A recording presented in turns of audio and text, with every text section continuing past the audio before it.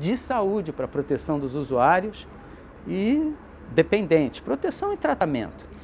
E esta lei nova, 11.343 de 2006, repete, aliás, aumenta o que constava do artigo 7º anterior. Mas o usuário entrou no capítulo da prevenção, saiu do capítulo da repressão.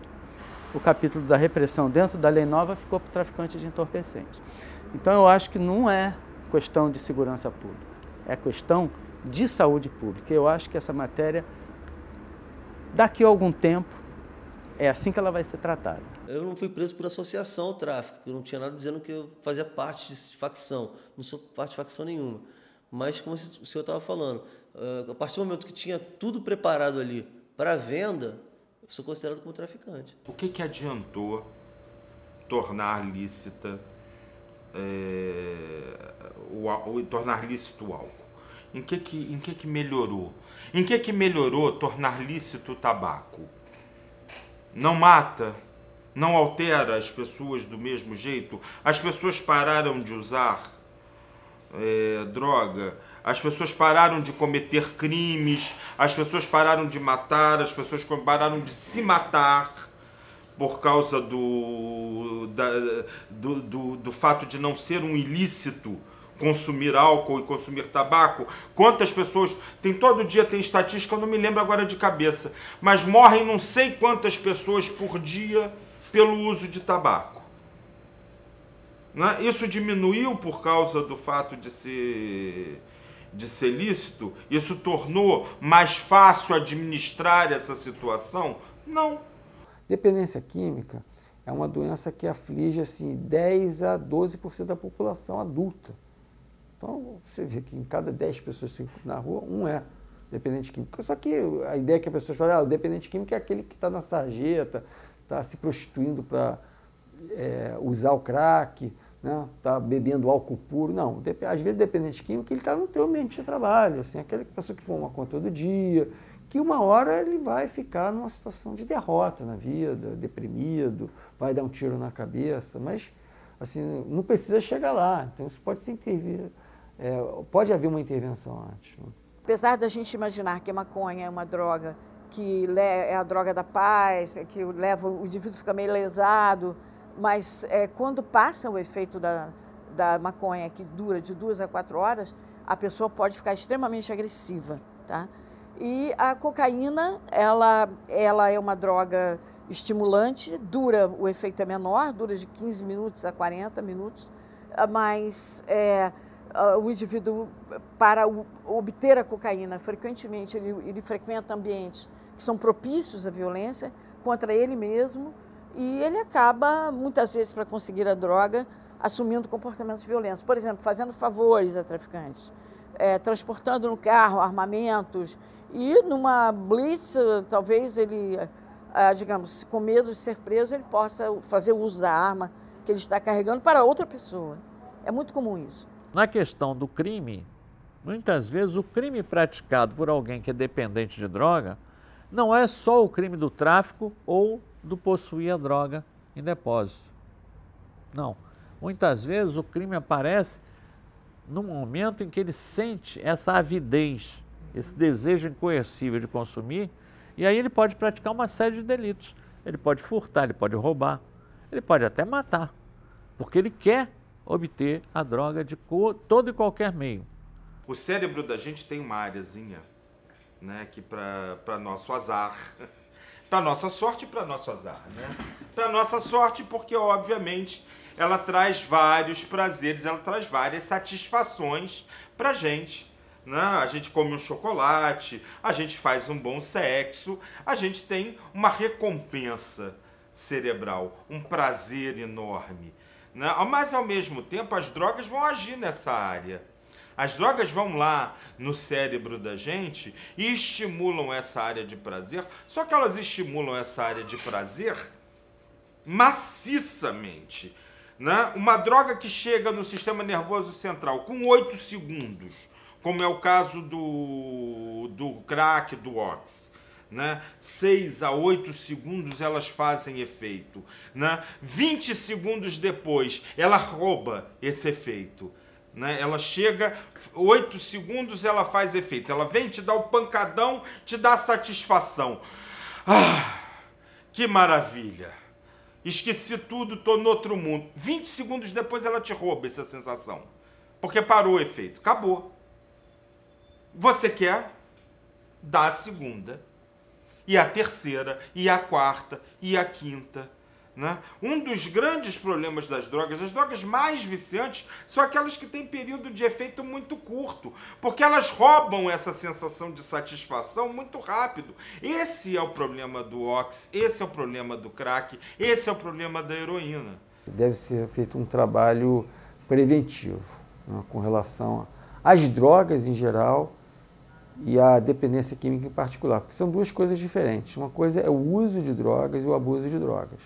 E outra coisa é a doença da dependência química. Nem todo mundo que usa droga, ou bebe, por exemplo, é um alcoólatra.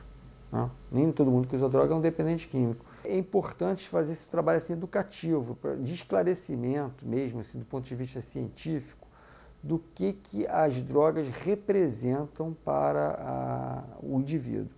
Por exemplo, cada maconha. Maconha, hoje em dia, é uma droga assim, que existe uma apologia muito grande, uma ideologia do uso da maconha, como se fosse uma coisa que não fizesse mal. E a gente que estuda isso há anos sabe que a maconha traz uma série de consequências negativas crônicas para a pessoa. Então, assim, um trabalho educativo fundamental, esse número 1. O número 2 é assim, a gente saber que é uma doença tratável. Existe tratamento para dependência química. Cada vez você acaba necessitando de uma quantidade maior, de uma frequência maior, você não consegue mais parar. Né? Por isso que a Cracolândia funciona 24 horas por dia. A Cracolândia funciona 24 horas por dia, 7 dias da semana, sem folga, e o camarada fica lá a semana inteira e não sai.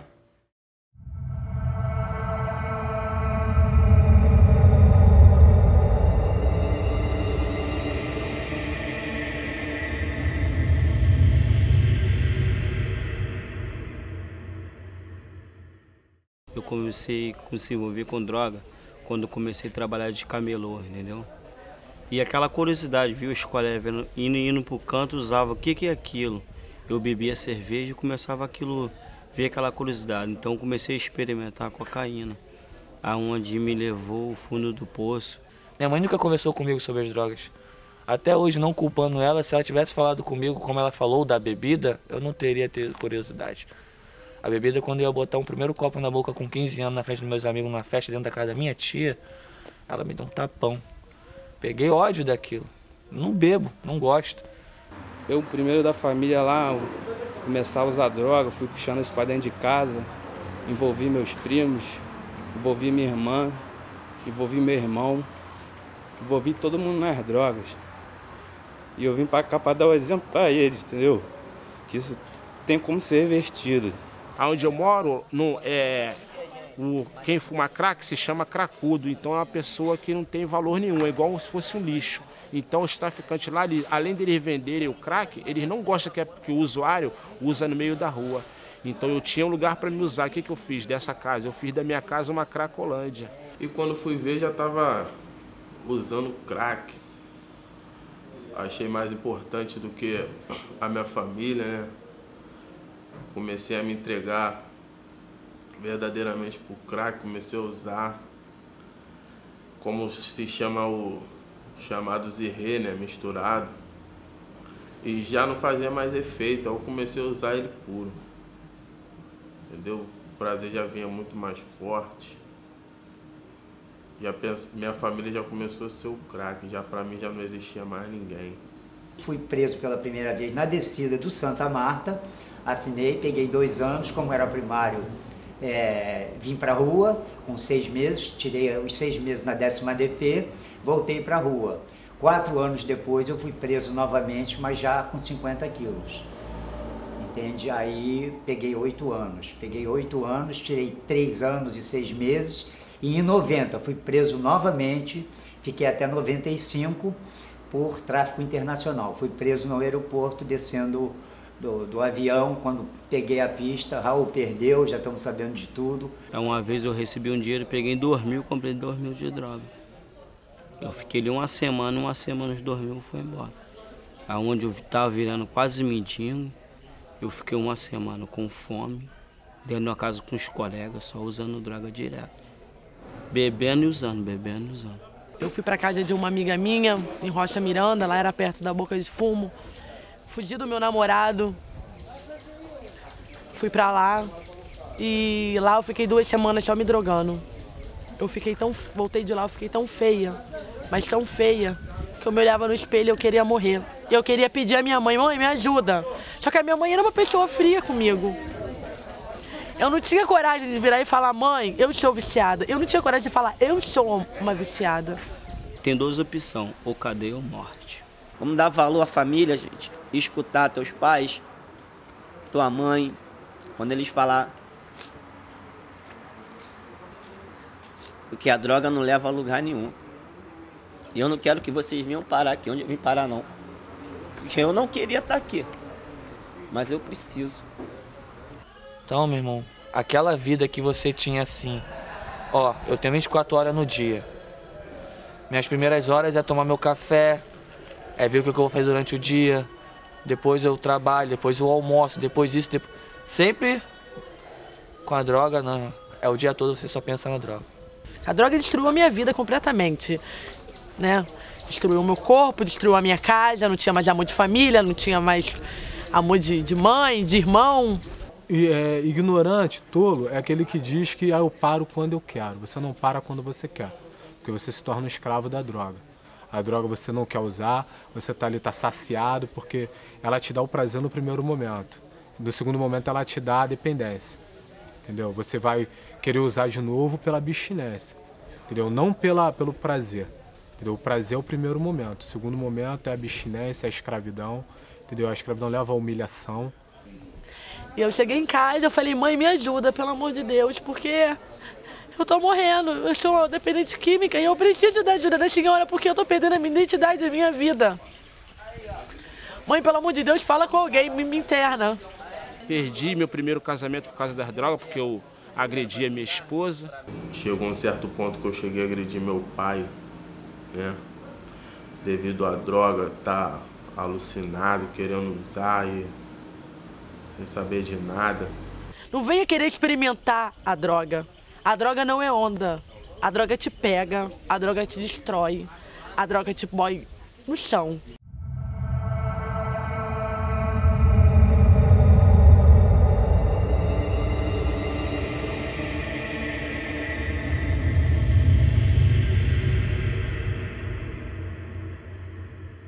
Apesar de tudo, há esperança.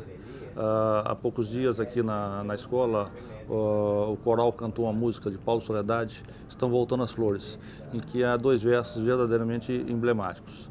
Vê, estão voltando as flores. Vê, a esperança ainda. Do crack, a expectativa de vida é a seguinte, 30% vai morrer em 5 anos. 30% das pessoas que entram no uso de crack pesado vão morrer em 5 anos. Não há uma expectativa melhor.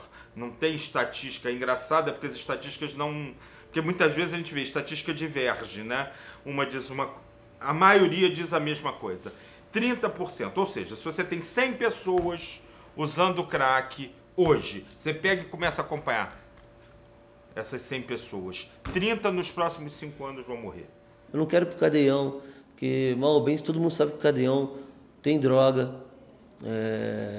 É outra história, o cadeião é outra história, é outra lei, é outra cidade. Todo ano, o governo estadual, federal e municipal, eles investem uma soma muito grande de recursos públicos em cima da prevenção, não, da repressão ao tráfico de drogas, à criminalidade, né? Cada vez mais a gente amplia o efetivo da Polícia Militar, são mais viaturas, veículos blindados, né, recursos materiais, recursos humanos, no sentido de capacitar o policial militar. Só que a gente percebe que isso não é suficiente. Então, todo programa que investe em cima da prevenção, que tem como foco a família, é muito bem-vindo. Porque a população clama pelas ruas pacificadas. Mas para que a rua seja pacificada, primeiro cada um de nós temos que pacificar os nossos lares. Então, toda vez que a gente canaliza qualquer tipo de evento que venha ter como foco a prevenção, a família, atingindo corações e mentes, verdadeiramente a gente tem assim um ganho imensurável com isso. A maioria dos crimes está, de uma forma ou de outra, ligado ao uso de drogas, né? Seja ao tráfico diretamente através da venda ou também através de consumo. E tanto drogas ilícitas como também as drogas lícitas. Até porque eu acho que o problema das drogas ele é cercado de muita hipocrisia.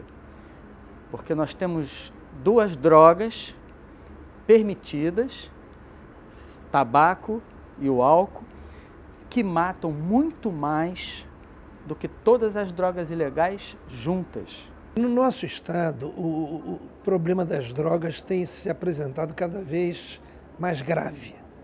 Tanto que a imprensa tem noticiado diversos crimes cometidos até com requintes de barbaridade, em que direto ou indiretamente, geralmente até diretamente, está envolvida a questão das drogas. Quer dizer, a droga é a razão, ou o motor, ou a origem do cometimento daquele crime. Então, cada vez mais, isso vem sendo divulgado, vem deixando a opinião pública preocupada, a sociedade, de um modo geral, preocupada, mas também se observa que tem havido um crescimento dessa procura pelas drogas, né? Que tem havido cada vez mais, a droga está ficando mais barata, vem sendo diluída para ser vendida também de maneira que o viciado resista mais. Como nós sabemos, o crack mata e mata rápido. Então, o que está fazendo o vendedor do crack? Ele está diluindo ou está misturando o crack, porque aquela mistura ou aquela diluição faz com que o viciado resista mais tempo vivo para ser um cliente ou um freguês que viva mais tempo. É uma estratégia, vamos dizer, de mercado. Basicamente, acho que a faixa está trabalhando na questão da informação, assim, informação e conhecimento, né? Para tentar, a longo prazo, chamar um pouco a sociedade para esse debate, né? Dar o primeiro passo, botar o primeiro tijolo, primeiro não, mas botar mais um tijolo nessa estrada aí de algum tipo de conhecimento a respeito do tema. Assim. O projeto Prisioneiros das Drogas, ele veio num momento extremamente oportuno. Ele veio junto com a instalação do nosso escritório de prática jurídica. E o trabalho do UEPJ nesse projeto grandioso chamado Prisioneiros das Drogas é exatamente o ponto prático. Né? Nós vamos prestar toda a assessoria jurídica dentro dessas 4 áreas para os usuários de drogas que tenham algum problema judicial envolvendo questões criminais, questões na área de família, questões na área civil, questões na área trabalhista e seus familiares também. O requisito é que sejam economicamente carentes. É um projeto pioneiro e muito importante, porque na verdade, se nós colocarmos a nossa mão na consciência, a gente vai perceber que todos nós somos prisioneiros das drogas. Né? Nós, advogados, os cidadãos, os familiares dos usuários de drogas, não só os usuários de drogas. Então, esse contexto, né, é muito importante e mostra a necessidade premente de